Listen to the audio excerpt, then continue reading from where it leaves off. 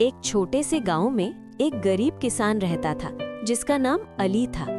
अली की पत्नी और 2 छोटे बच्चे थे। वो दिन रात मेहनत करता, खेतों में काम करता, लेकिन किस्मत उसका साथ नहीं देती थी। कई सालों से बारिश कम होती थी, फसलें खराब हो जाती थी और कर्ज बढ़ता जा रहा था। गांव वाले कहते, अली भाई, अल्लाह पर भरोसा रखो, सब्र करो। अली मुस्कुराता और कहता, हाँ भाई, अल्लाह बेहतर जानता है। एक दिन अली को खबर मिली। वो अपनी पत्नी से बोला, मैं कुछ महीनों के लिए शहर जा रहा हूँ, तुम सब्र करना, अल्लाह की मदद से जल्द वापस आ जाऊंगा।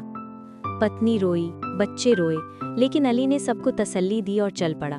शहर पहुंचकर अली व्यापारी के पास गया। व्यापारी ने उसे देखकर कहा, तुम गरीब लगते हो, लेकिन अगर ईमानदार हो तो नौकरी मिल सकती है। मेरा बाग बहुत बड़ा है, फल बहुत कीमती है, तुम्हें दिन रात मेहनत करनी पड़ेगी, और याद रखना, अगर एक भी फल चोरी हुआ तो तुम्हें तुरंत निकाल दिया जाएगा। अली ने वादा किया, मैं ईमानदार हूँ, चाहे भूखा मर जाऊं, एक फल भी नहीं छूऊंगा। नौकरी शुरू हुई।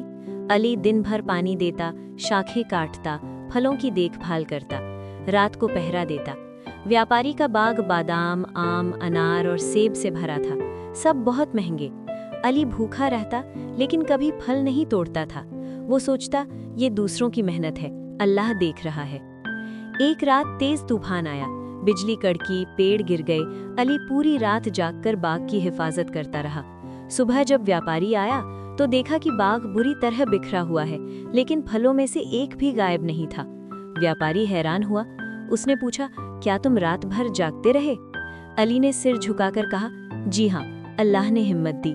व्यापारी ने सोचा, ये सच में ईमानदार है।